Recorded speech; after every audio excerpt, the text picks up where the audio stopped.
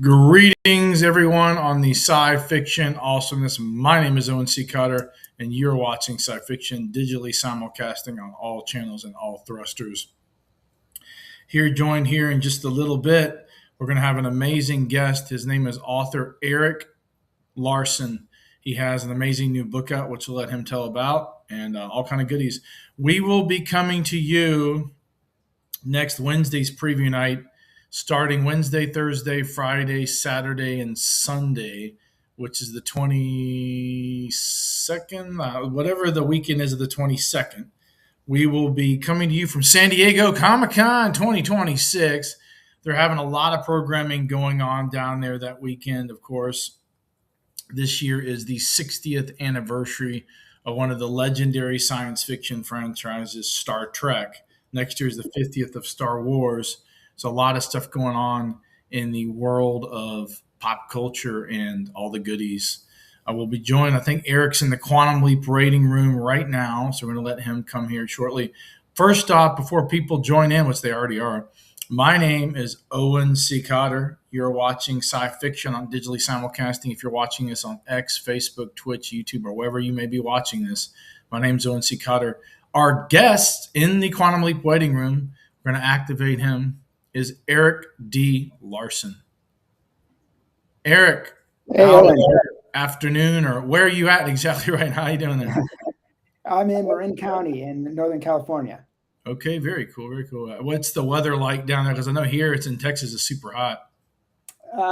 It's about like it always is, say about 75 and sunny. Perfect weather down there. Yeah. It's very cool. The pop culture season's coming up upon us. We've got San Diego Comic Con, which is like in a week or so, and we're going to be at that. And then you've got so we talked to the fans about the 60th anniversary of Star Trek, and then we've got, I think there's like WorldCon, a whole bunch of other cons, and just anything and everything expo you can imagine down on the pop culture grid. But we've got you on the show today, Erik, and I wanted to go over some things. You've got a new book out. Your novel spans time, philosophy, and the multiverse, but at its heart, it still feels deeply human, rather. When people ask you what the Kikiloa Chronicles is about, what's the answer you wish they would hear? Well, so the Kikiloa Chronicles is Kiki's story, and Kiki is mitochondrial Eve. So there's 200,000 years ago, there was a woman somewhere in Africa who is all of our great-great-grandmothers. Yes. And that's Kiki. And she is also a time surfer. And what time surfing is my take on the multiverse. It's based on the many worlds interpretation of quantum mechanics, which basically says there are more and more universes being continuously created, like more than we can possibly imagine. And so as a time surfer, she's connected to 1 trillion of herselves across 1 trillion different universes. And she can go anywhere and any time she wants. And what she does with that is really what the story is about. Her goal is to somehow find a way to defeat entropy, to stop the end of time, stop the end of everything. And she has a best friend in modern day San Francisco, this teenage girl named Hazel, who she thinks might have the key to this. So the story goes from there. It's not quite what Kiki thinks it is. Hazel's not quite what Kiki thought she was. And so the story is about Kiki learning that and really her personal journey, and also a whole bunch of crazy shenanigans along the way as well. That's awesome. That sounds like it's a unique book. It sounds like that at that. We've got a list of compiled questions. Some are from fans, some are from me. The very first page has to convince a reader to stay. What was the moment that made you realize this is the story that I have to tell? It was really when Kiki came to mind. The book is written in first person by Kiki. Yes. The first page is Kiki at the end of time, kind of looking back over all of history and putting herself in place. Like what does she see? How does life seem to be? And once her voice came into my head, the rest of the story followed. She really rules the roost for sure. She's a mom. She's a spunky young girl. She's a matriarch. She's a lot of things, and she definitely has a strong voice. So the story unraveled from there pretty smoothly for me. Well, this next question actually is talking about Kiki becoming Kiki. Kiki has such a unique voice, ancient, playful, wise, and funny all at once. Did she ever surprise you while you were writing? And was there a moment where she essentially took over the story? Yeah, I mean, all the time, honestly. And the point, there was a point uh, in the process of writing. It's common to get beta readers, right? So Okay, right. I have send the book out, an early version of it, get people's reactions, and I kept getting feedback that was confusing me. Everybody loved Kiki, but they Mhm. felt like the other characters were a little bit flat. Okay. And I'm like, wow, they have all these adventures. They have their own voices. They do funny things and interesting things. And I realized that Kiki had basically taken over the book, Hmm. and she was just telling the story completely from her perspective, and wasn't really giving these other characters a chance to live. So she was really almost like a person, right, telling her own story. And I'm like, no, wait a minute, this is my book. I got to intervene here a little bit and make it better for the reader as well. Well, that's not. I've not read because the book comes out, I believe, here soon, on July 21st, I believe, correct? That's right. Yep. Next week. Very cool. The next question is the what if question. If someone handed you the ability to time surf for just one day, but you could only witness history, not change it, where would you go first? I thought that was a cool question. Yeah. I mean, I go some of those places in the Mhm. book. I mean, the most obvious one, and one that I thought was originally going to take up more space, was like going back to see dinosaurs, right? Like, That's cool too. I love me some dinosaurs also. yeah, I mean, who wouldn't want to do that, right? Like, so many great books, either bringing dinosaurs forward now into the future, obviously Jurassic Park, or going back, like Crichton's book, and many others. So definitely for me, that would be way up on the list. That's a Um, good choice. yeah, definitely. I think I want to go back and meet Kiki. Okay. Uh, like what was what was humanity like back then? I try to imagine it in the book. There, one of the threads in the book is her, what I call her first life. So when Mhm. she was born, and Like eventually, hundreds of thousands of years ago or something like that, right? yeah, 200,000 years ago, right? 200. Right? Very Yeah, and cool. she's a real person. Like, she's Yeah, mythological in a where they sense, right? found the mitochondria DNA when they found it at like a buried or whatever. I thought that was That's right. very Yeah, interesting that you kind of chose that as your foundation for the story that you're telling. I don't know if you heard, speaking of Jurassic Park, today Sam Neill died oh earlier. no, I Yeah, didn't yeah. hear that. Oh, that's He awful. was in every pop culture thing from my childhood and probably some of your childhood, everything from Jurassic Park to Merlin to Event Horizon. That's a wild one. Right. Yeah, Tons of right. stuff, man. I mean, it's a solid backbone of pop culture there for sure. So rest in peace and condolences to his family and friends. Absolutely. The next question: philosophy meets adventure is what I titled this one. Your book blends adventure with ideas from quantum physics, Jungian psychology, and mythology. How do you balance big philosophical questions without losing the fun of the story? Yeah, I mean, that was for me like my biggest goal. Like, I knew, so one of my favorite books growing up were the Douglas Adams books, right? Life, Yes, Movement, like and Everything. you talking about the Hitchhiker's Guide and all that? Hitchhiker's Guide, absolutely. Like, I loved those books. I still love those books, and uh, yeah, I thought he did a great job of putting big ideas out there, but also making it just super fun. Right. And it took a lot of work, like to have Kiki talk about what the many worlds theory means to a bunch of teenagers in her kitchen in San Francisco, and have it be interesting. It's a lot of time spent, and mostly it's by not saying too much, but doing a lot, like having her Just take them curious, I around. haven't read the book because it's not out yet, but I've been Mhm, researching it heavily on the internet, and I saw some audio excerpts and podcasts on YouTube and a few other things. How mhm. far into the future does she go? Like now is the stop point, or she go farther than now? Just curious. She in the book, she's mostly focused on the past, Okay. but she does go far into the future. The book begins at the end of time. So Okay, that's true. 13 billion years from now, or 20 billion, or however many Are billion. there people there, or is everybody extinct and stuff like that? No, yeah. So that's the problem, is there's nothing, right? So the current understanding of the super far distant time is that basically everything becomes the same. The Same. heat, it's called the heat death of the universe, right? Where So it there's kind of comes full circle. everything comes full, even that, whereas it just sort of fuzzes out, Right. right? And so that's for her, the worst thing that could possibly happen. Basically, all evidence of anything that ever happened is erased. Yeah. Wow. So And it's so full for her, reset. that's Everything. pretty, yeah, it's pretty serious. So she does go that far in the future. The second book will deal a little bit more with the future. This is the first book in the trilogy. Yes. For her, the future is a little bit boring Yes. beyond where she currently is, because she's trying to find a way. She thinks Hazel's the one, right? So she's pretty Right. focused on today for You now. hear a little thing in the background. We had to put our cat on a diet. So he has a robotic food dispenser that'll say meal time every time that he chimes his little miniature diet out. The character question.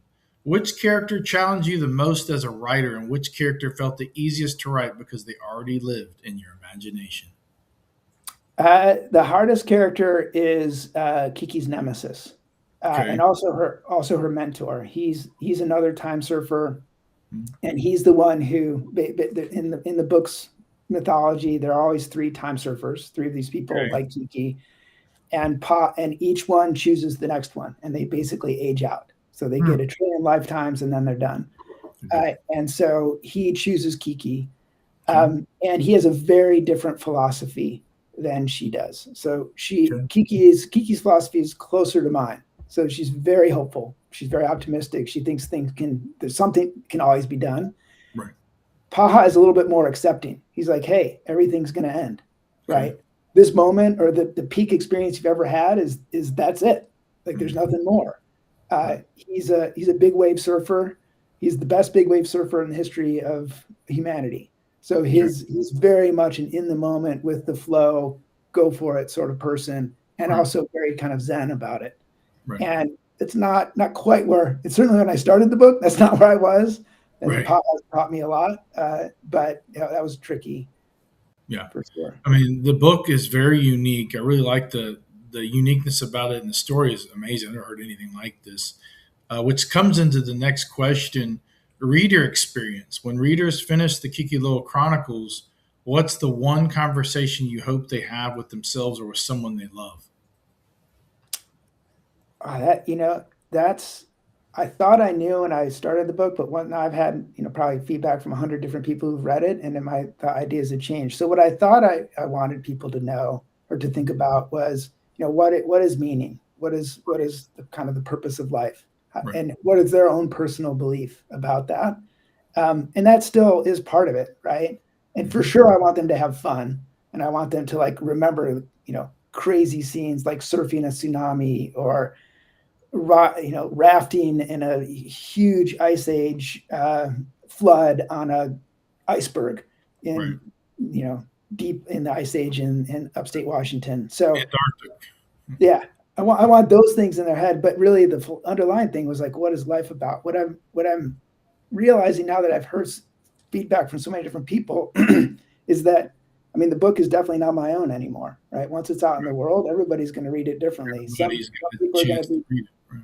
that's right. Some people are going to be into the adventure. Some people are going to think a lot about what does quantum physics really mean, right? Like while you and I were talking, there have been 10 to the 60th Owens and Erics that have split off into different multiversing it up. yeah, right. Like then every decision we're making is pretty important, man, because there's a whole bunch of us that have to deal with that. This is funny. Like somebody was bringing up the point, like you're up late at night and you walk to the kitchen or whatever, but you kind of stumble. Maybe you're stumbling over a piece of a multiversal version of yourself, or something like that, or so they're layered upon each other. That's exact. I mean, that I have some vague beliefs that maybe that's what's going on. Could be. The science is pretty clear that that's not what's going on. Right. But science doesn't know everything either. So maybe we'll find out someday. Science fiction is reality one day. So please. That's right. exactly. Behind the scenes, every author has deleted a scene or an idea that didn't make the final cut. Was there a chapter, a character, or a storyline that you absolutely loved but had to let go? Yeah, and it may come back. So I don't like Okay.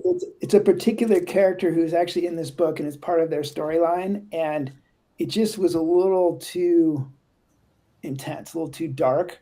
Uh, it felt like, at least, and so I kept that off to the side, but it still may come back. Kiki may still Cool. have to deal A with sneak preview of the next things to it. come. Right, That's awesome. exactly. Awesome. This is a fun question. I really like this question. If Kiki suddenly appeared in our world today and walked into Comic Con, what Yeah. fandom do you think she'd get completely obsessed with? Wow. She would. That's a great question. I mean, she would be all over Wakanda, everything Wakanda. Okay, makes sense. Yeah.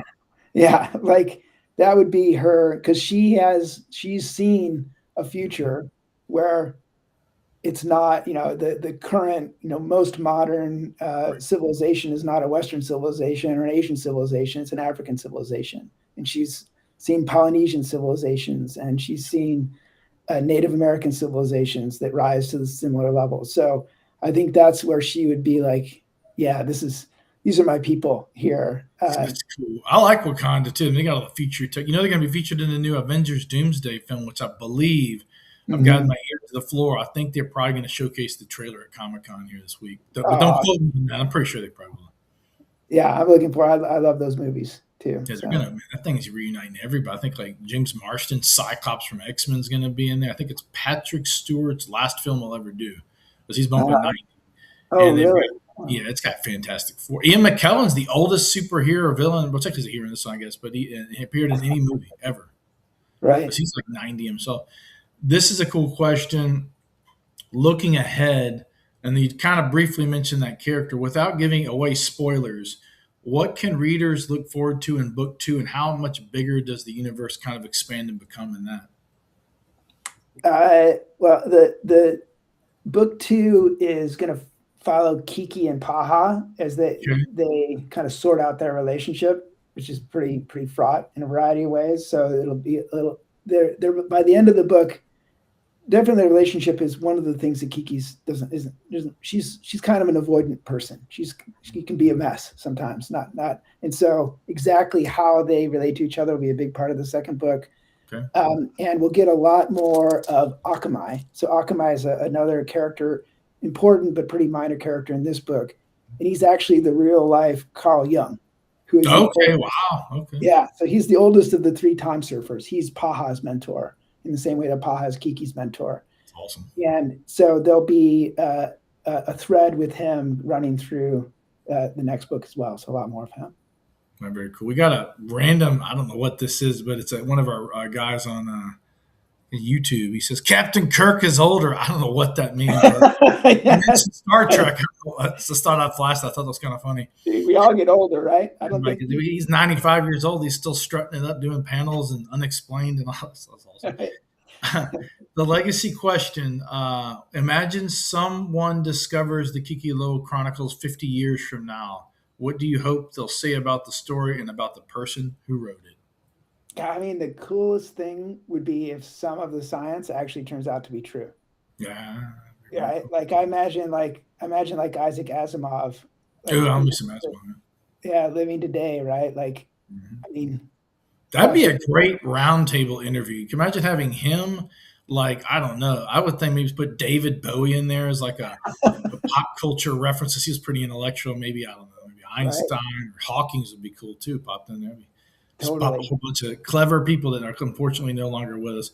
TKM 237 says he's 95. Yeah. This guy's a Captain Kirk fan. Good stuff. I like Kirk too. This is another question. Do you have a favorite sci-fi book of all time, or even a sci-fi film?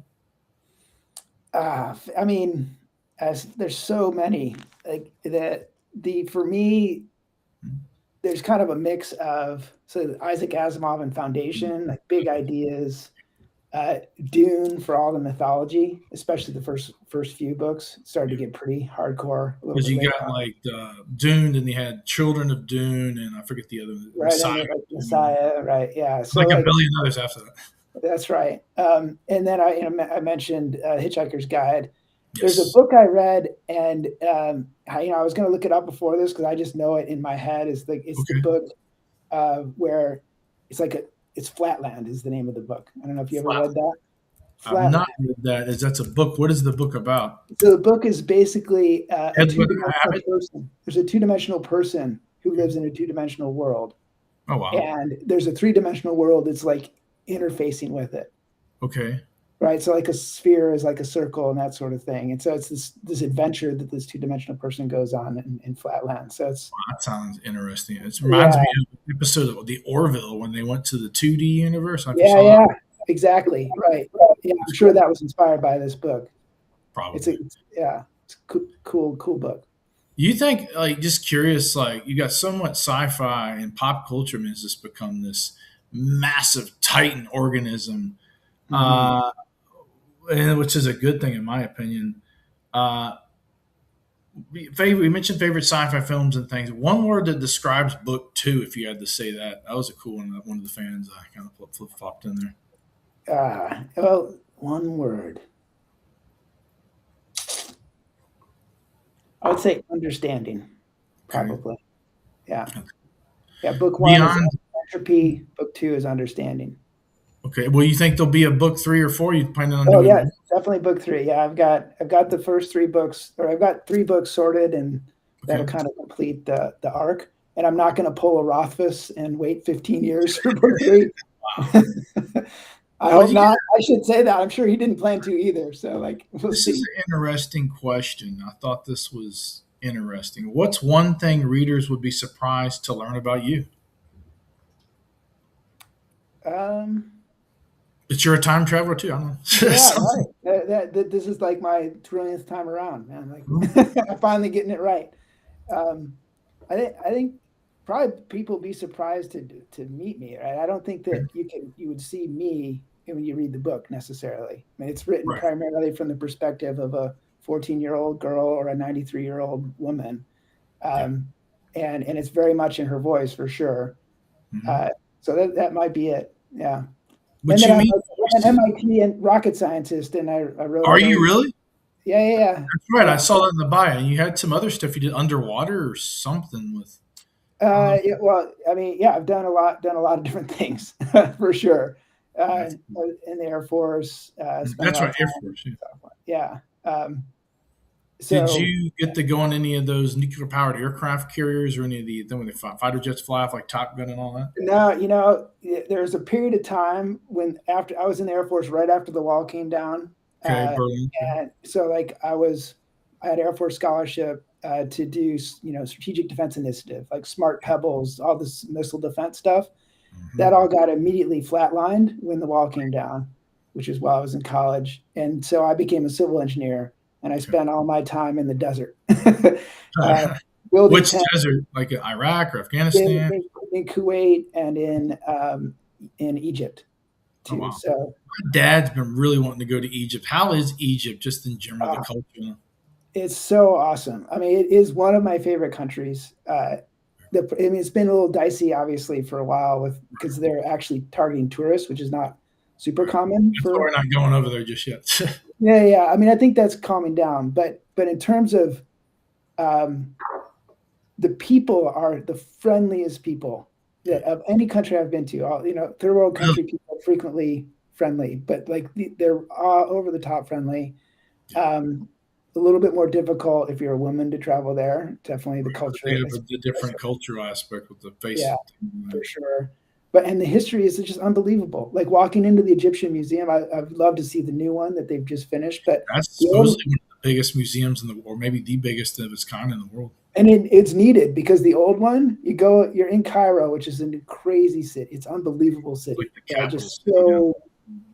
so many people, so much stuff happening. You walk into this museum, or I walked in the museum, Okay. and everywhere I looked were sarcophagi, Oh like wow. piled up, like literally stacked up, like Wow. a Indiana Jones type movie, right? Oh, everywhere you looked were mummies. That's And so I'm glad that they've had a chance now to build something bigger to get to Did display. you see any of the actual mummies or just the sarcophaguses or Yeah, both. And back then, at least, like if you went to, there's a couple of not true of the big pyramids, but there are a few other pyramids and ziggurats that you could visit and like walk right in and just literally people you could touch the walls and stuff like that. Like we couldn't believe it. We're like, this is so there was no like hands off limits? You could just go in there and wow. nothing. That's I'm sure. I hope, knock on wood, has changed now. Did you see any interesting? I know these like shows like Ancient Aliens. Did you see any cool like hieroglyphs that wow, that's like sci-fi or something So like that? many. Yeah, I have one on my wall over here. My favorite one is just like the judgment hieroglyph. It's a pretty famous one where somebody's soul is being weighed, and either it's going to be eaten or they're going to be given an afterlife. So yeah, there The was a really helicopter one was pretty cool with the helicopter. Have you seen that one? So there's a yeah, glyph to the helicopter. It looks like a modern helicopter. so cool. Yeah, I mean, That's you can feel that kind of stuff when you're there for sure. yeah. And it's also kind of like in the absurdist funny way, like the Sphinx back then was its paws were basically staring right at a parking lot, and across the parking lot was a KFC. Are you serious? Yeah, so the Sphinx was staring at a KFC. This is true in the 90s at least, like for eternity. So, Didn't even know there was even. I thought it was just in the middle of the desert and all that no, stuff. it's they keep the desert behind the pyramids clear, but Cairo wraps right up around the pyramids. So it's So right there at his foot. it's right. Foots. Yeah, Gaza is or Giza is a suburb of, but it looks like just part of the city. So yeah, when you're in the pyramids and you look out and you take the pictures, you can get it's all desert, but the reality is it's about 3/4 wrapped around with the city. Wow, that's fascinating. I know the Egyptians were pioneering kind of. They did this stuff like batteries with like kind of like almost like light bulbs. You use that when Right. they inside the pyramids and all that. So they're Yeah, yeah, technological geniuses. definitely. You can see it. Like, I mean, it's an amazing place for sure. We've got another. This guy here is awesome. TK RKM. I can't see it. 237 says we'll look forward to getting the book next week. So far, your book. So Mhm. far, just based on the character names, does the story have some inspiration from your home in Hawaii? For sure, yeah, and that's one of my favorite parts of the book is trying to bring some Hawaiian culture in. I'm not Hawaiian myself, and I try to do it very, very with great sensitivity. But these people are time surfers, right? So they basically borrowed the idea of surfing, which was invented by the Polynesians, Right. and the sort of tradition of the time surfers is once they finish their apprenticeship, then they're given a Hawaiian name. Okay. So Kiki didn't have a name in her first life, right? She was the first Just real a human. first real human. Yeah, but she was given the name Kikiloa by Paha. Okay. His name also is not Paha, but yeah. So there's definitely a thread of Hawaiian culture and ideas running through it. Mostly, it's a modern science fiction story for sure. It's not like a Wakanda. No, it's very, very interesting and very different than a lot of the stories I've read. You've got time travels in there. Is there any, just curious off the top of my head, is there anything like time travel or anything you enjoyed watching that kind of was like, wow, that's something cool. Maybe I could do a time travel.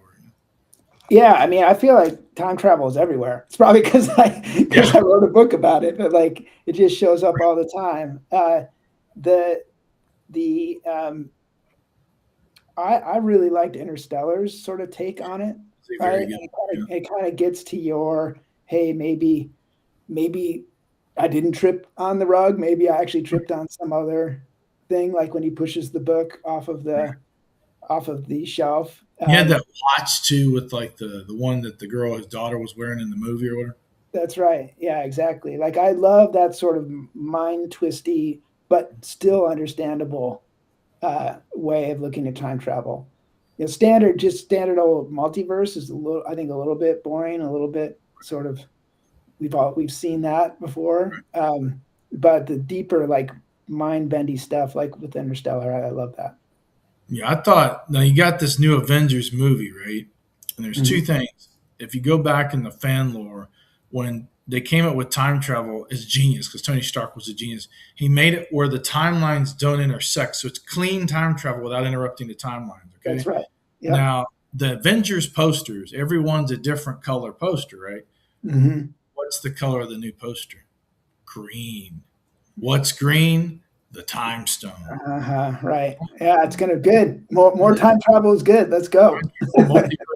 If you saw the end of Thunderbolts, it talks about interdimensional space, and it was the Fantastic Four coming in.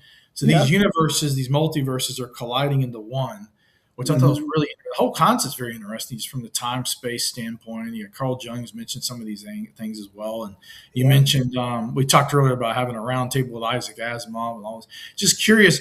This is another question I thought would be kind of cool. If anybody like in that kind of ecosphere, would you want to meet like today? Who would that be? One person. Who would they have to be alive? They don't have to be alive. They could be time travel back to the past and have an hour long conversation with Asimov or whoever.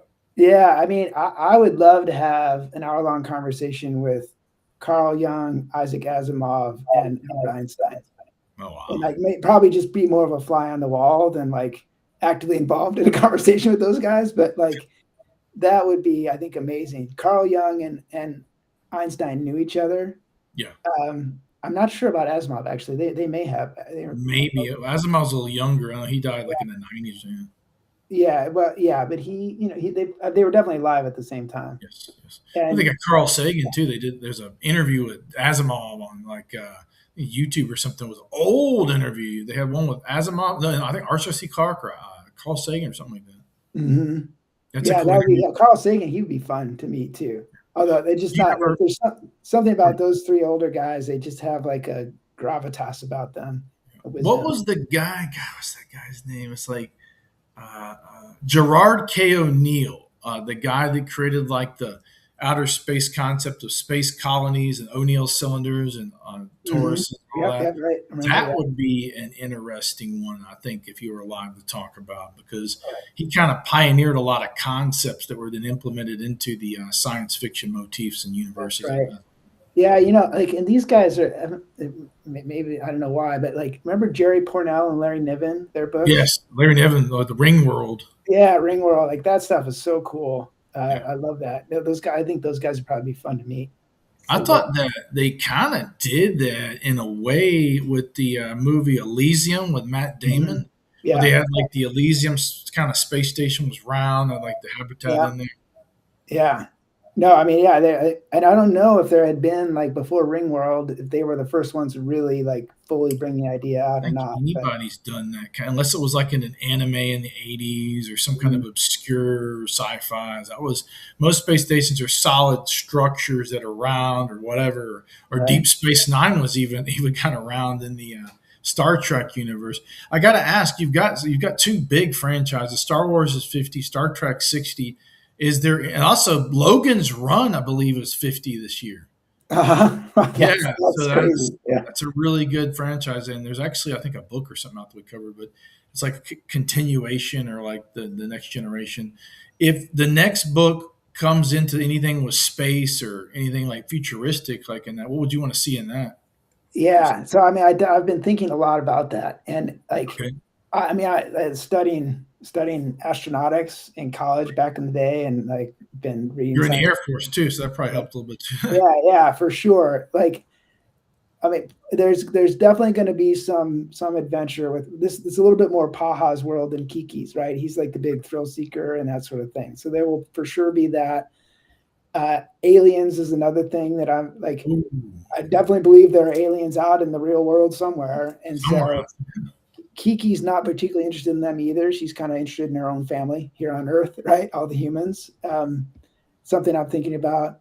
Uh, the trick with some of those though is I really want people who I want the book to appeal to science fiction hardcore people, not necessarily hard science fiction, but people who are into science fiction, and also people who love all these fun movies that are coming out, but they're not necessarily like sci-fi needs nerds first, right? there. So Right.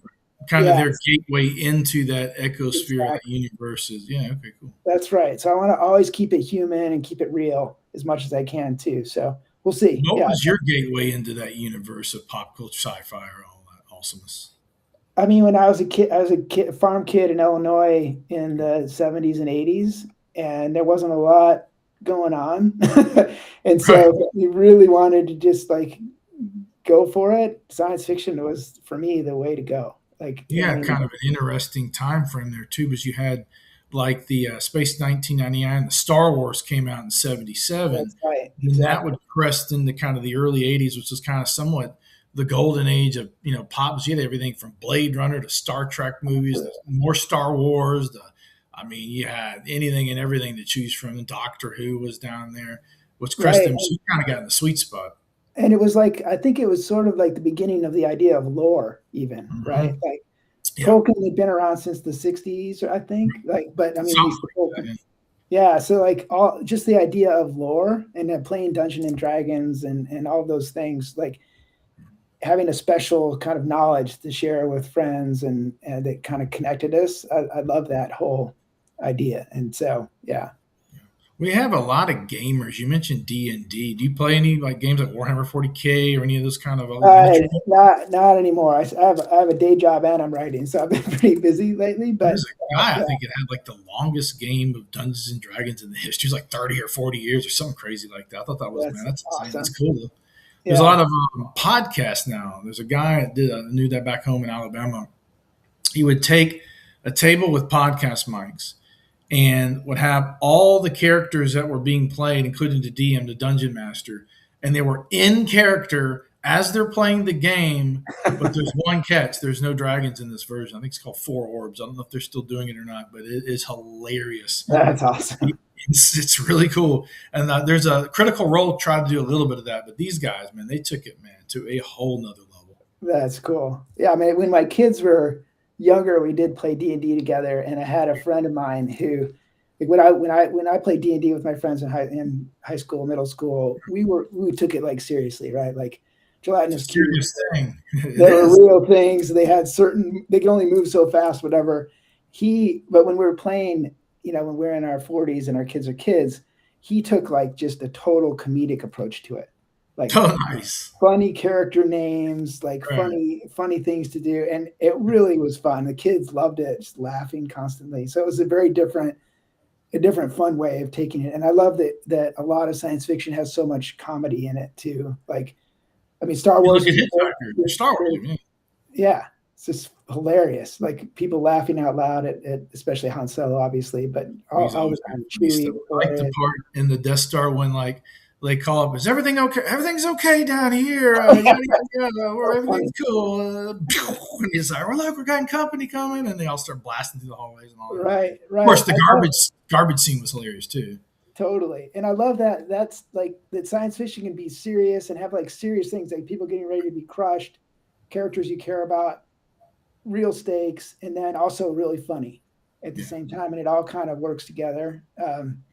Yeah, no, I don't plan to ever write anything but science fiction because of that. It's just so free and fun. Does the Kikiloa Chronicles have a lot of little humor in there as well? I guess it was Yeah, possibly. yeah, definitely. Yeah, Kiki's a snarky crack up for sure. Yeah, she has no problem taking people down a peg. That's awesome. The we've gone over a lot of the questions. This is kind of interesting. Somebody asked coffee or tea while writing. I'm a coffee guy. Me A too. green tea in the afternoon, but otherwise I'm coffee for sure. Science fiction nowadays is a lot of people mention it's kind of dystopic and some of it's new. It's more getting hopeful. What do you see like the Hmm. positivities about using? Because like if you look at shows like Walking Dead or the Fallout series, there's character driven drama in there. So like for instance, Walter Goggins' character, he's a ghoul, but he still has his humanity, he's still looking Yeah, for his family. What do right. you like about those stories, and how is any of that kind of translated into your journey when you're creating Kikiloa?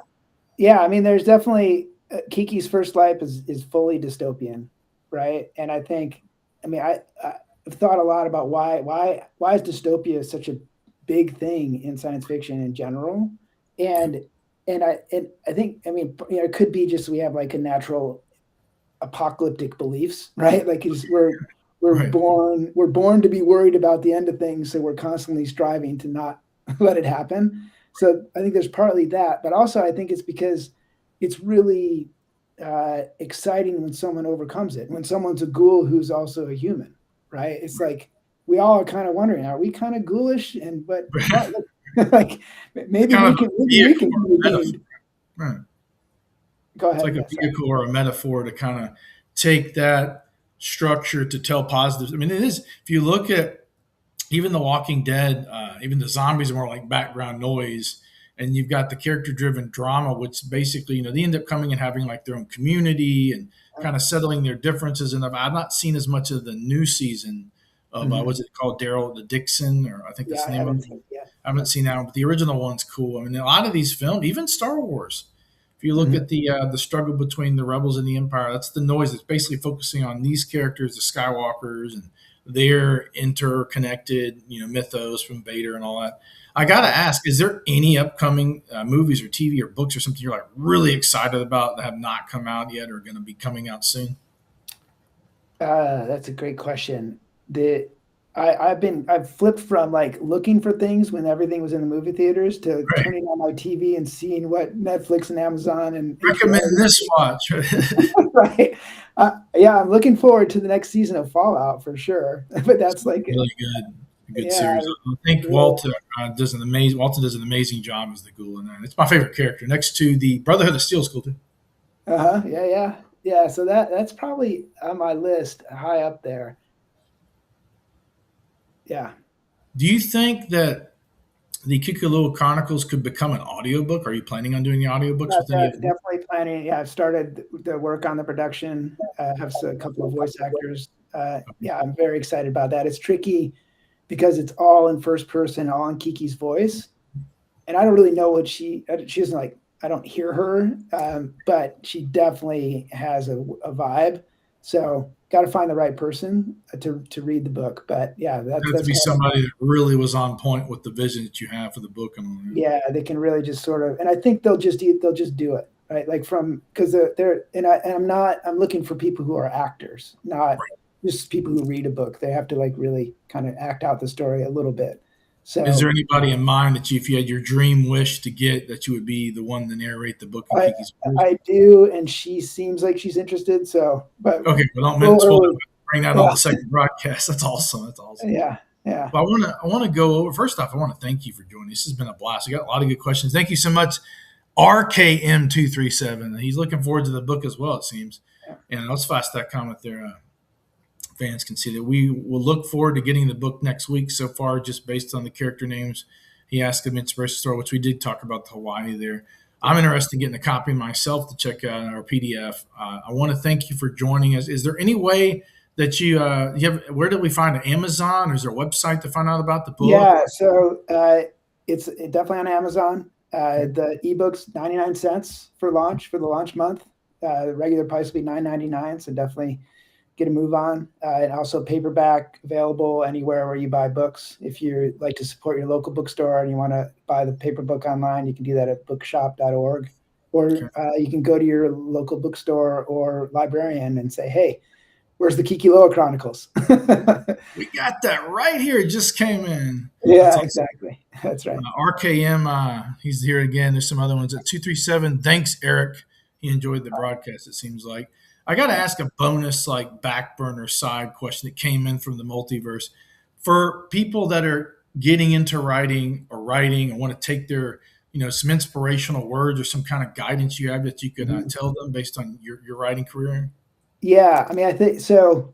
There's one thing that I learned that I didn't understand before, and that at least for me was the big unlock, Okay. which is that the the the hard part about writing is actually just opening up to the ideas.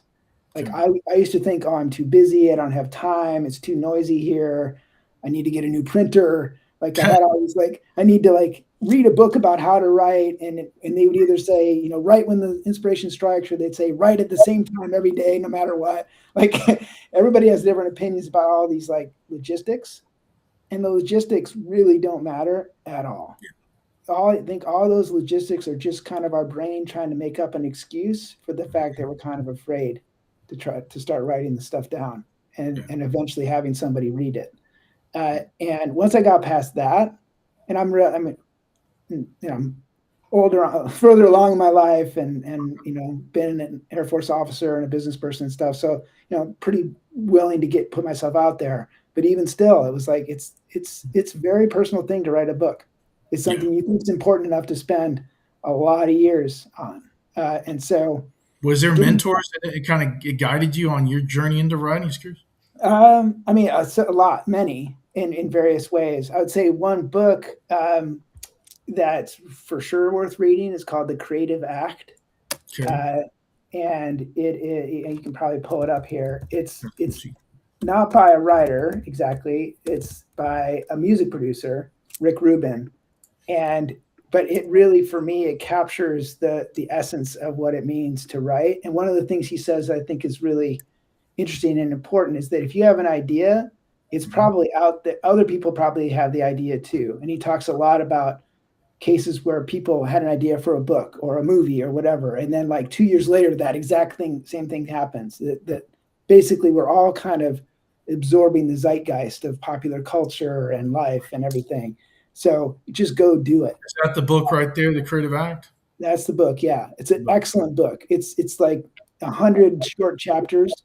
Okay. You can read it straight through or just sort of dip in whenever you want. They're all really well written. And super interesting. And really, I think this applies to, whether you're writing a book, creating a comic, creating a short movie, whatever, and any sort of creative act, just, doing fantastical drawings or digital art. He helps outline it really well. I highly recommend it. Brought up a question. You plan on doing Kikiloa Chronicles into a comic or a graphic novel, maybe? I mean, I'm thinking about it. I love the cover. I worked with a great artist. Who's the artist on it? It's amazing. Her name's Caitlin Keegan. She's a graphic artist in drawings primarily, and kind of like crafty feel. So definitely, I'd love to. I mean, there's a time when back in college where that was sort of how I got out my stress. Is I would write, put a grid on a page and write out a little comic of some kind. Put it up on my fraternity door and people would read it and laugh, whatever. Oh, that's cool. So you're already published right then at college. That's awesome. That's right. Yeah. Back in the day. That's awesome. Yeah. So I love to. I think the audiobook and finish the trilogy first. What I'd love and what I just imagine while writing the book and rereading it is like as a movie, I think it'd be awesome. Yeah. Whoever the actress is that gets to play Kiki, what a cool character. That would be cool. And just a lot of just amazing scenes. Like there's a toe-in surfing scene on a tsunami in Hawaii, like super mind-blowing. Kiki takes the kids on this crazy car ride through San Francisco where she's timed everything just right so she can like drive 100 miles an hour and pull donuts and everything and nothing ever happens. So yeah, be cool. That's awesome. Well, I want to thank you, Erik, for joining us. I want to thank you, the fans, for tuning in and all the great questions. And RKM237 on YouTube, thanks for yours as well. You got some great ones too. Erik, hope you have a good day. You can find out the books on July 21st. I believe we have the Amazon pre-order link here in the bio. Awesome. Thanks, Owen. It's great to meet you. Great talking. No problem, buddy. You have a beautiful day. And thank you so much, fans, for joining. Thanks, everybody.